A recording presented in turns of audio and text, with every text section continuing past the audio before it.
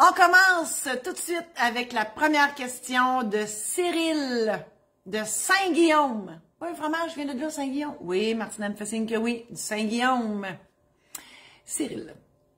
Bonjour, je suis à réfléchir sur le contenu de mon mandat d'inaptitude à venir et j'ai plusieurs questions. Ça donne bien, j'ai plusieurs réponses. Première question, s'il y a plusieurs mandataires, et Martine, je vais nous mettre les programmes. C'est bon, on a oublié de faire ça matin, on jasait, nous autres, on a du rattrapage à faire, ça fait 2 semaines pas là. J'ai oublié de lui indiquer.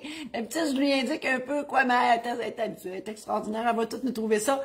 Tout ça pour dire que j'ai élaboré des outils pour vous sur mon site internet et Martine va vous mettre les liens pour y accéder plus rapidement. Alors, moi, y arriver là. Cyril, je suis là. S'il y a plusieurs mandataires, est-ce qu'ils doivent être en accord pour aller de l'avant avec toutes les démarches concernant le mandat d'inaptitude ou seulement une des deux peut faire la demande d'homologation sans le consentement de l'autre? Cyril, votre question, elle est vague. Ce que je comprends de votre question, c'est que dans votre mandat, vous voulez nommer les deux pour faire tout en même temps. Et ça, c'est un couteau à deux tranchants parce que oui, ils sont deux.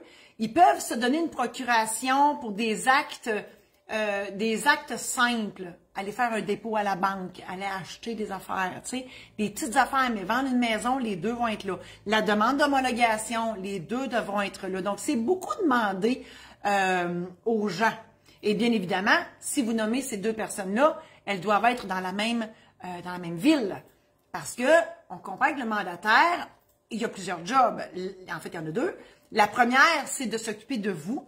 Donc, si vous êtes en institution, votre mandataire ou vos mandataires doivent aller vous voir en institution, doivent aller vous voir si vous manquez de rien. Je vais juste parler à Martine parce qu'elle cherche. Martine, programme en ligne. Yes, merci. Et puis jaser avec le médecin. Il ne pourra pas consentir à des soins pour vous parce que c'est juste vous qui pouvez le faire à l'aide de l'aide médicale à mourir. Mais à tout le moins, allez voir si vous êtes bien nourri, blanchi, etc.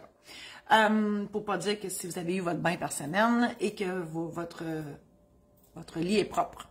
Il y a votre couche aussi. Imaginez s'il y a deux... Comment tu dis, Martine? Votre culotte. Votre culotte. Couche ou culotte, hein, on s'entend? Ben, en tout cas, moi, j'en avais pas quand j'allais à l'hôpital. Confidence intime. Ah, j'en aurais tellement là à vous compter là-dessus, mais une autre fois.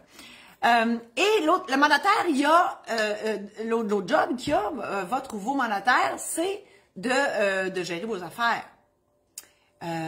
Donc, tout votre patrimoine.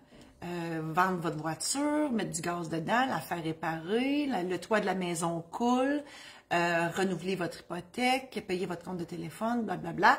On comprend que ces petites tâches-là peuvent être données ils peuvent se donner mandat l'un à l'autre de le faire si c'est prévu dans le mandat. Mais pour les gros actes comme vendre la maison, ça, bien évidemment, les mandataires devront être ensemble. Jusque-là, moi, je suis pas pire. Ça va pas si mal. Mais si la chicane pogne, exemple, il y a un de vos mandataires qui veut vous changer d'institution parce qu'il s'est pogné avec l'infirmière et il veut rien savoir. Puis l'autre, il dit, hey, non, son médecin est ici, il va rester ici. Le bordel va pogner. Qu'est-ce qui va arriver? Chicane, tribunal. Si il y en a un qui veut vendre la maison, l'autre veut pas, chicane, tribunal. Donc, on comprend que c'est un petit peu touché de nommer deux personnes pour faire tout ensemble. Moi, ma solution, lorsque j'étais notaire, parce que je suis encore notaire, on s'entend, mais je fais plus de contrat, ma solution, c'est de nommer une personne pour s'occuper de vous, puis une personne pour s'occuper de vos biens. Donc, ils ne peuvent pas s'obstiner. Ils n'ont pas le même mandat que voulez-vous. Fait que c'est ça.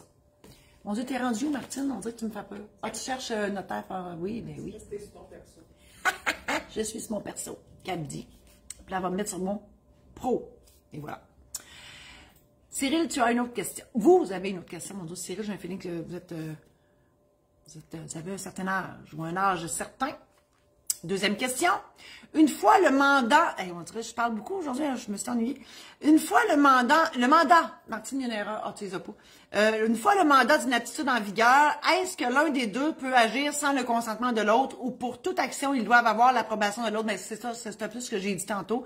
Ça dépend des actes qu'ils doivent faire. C'est sûr qu'il faut pas que l'acte posé ait une incidence importante sur votre patrimoine. Et je vous ai donné la solution, donc nommer une personne pour chacune des tâches. Donc s'occuper de vous et s'occuper de vos biens. Dernière question, qu'est-ce qui arrive si un retrait est fait sans en avoir parlé à l'autre? Ben, nécessairement, il faut que le mandat prévoit qu'ils peuvent se donner l'un l'autre procuration pour agir pour des actes déterminés. Et si tel est le cas, bien évidemment, celui ou celle qui a pigé dans le compte de banque devra rendre compte à l'autre de ce qu'il a fait. Ça, c'est clair. Ce sont des administrateurs du bien d'autrui et tout le monde doit rendre compte. Puis là, c'est écrit dans le mandat à qui il faut rendre compte. Souvent, c'est à vos enfants. Donc, ceux qui sont là en dernière ligne, ceux qui vont hériter de vous en bout de ligne. Voilà. Je vous invite à consulter mon site internet marie-josée-saint-laurent.com pour voir les services que je vous offre, les outils aussi, programmes en ligne, formation, conférences, chaufférences.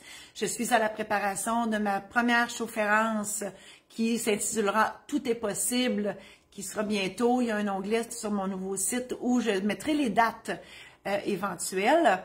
Je vous invite à aussi visiter mon site maisondéditionsaintlaurent.com où je vous offre une foule d'outils aussi écrits, numériques, mes livres, des aides-mémoires, des guides sur le mariage, les testaments, succession. Tout ça est là pour vous. Alors voilà, merci infiniment. À la semaine prochaine.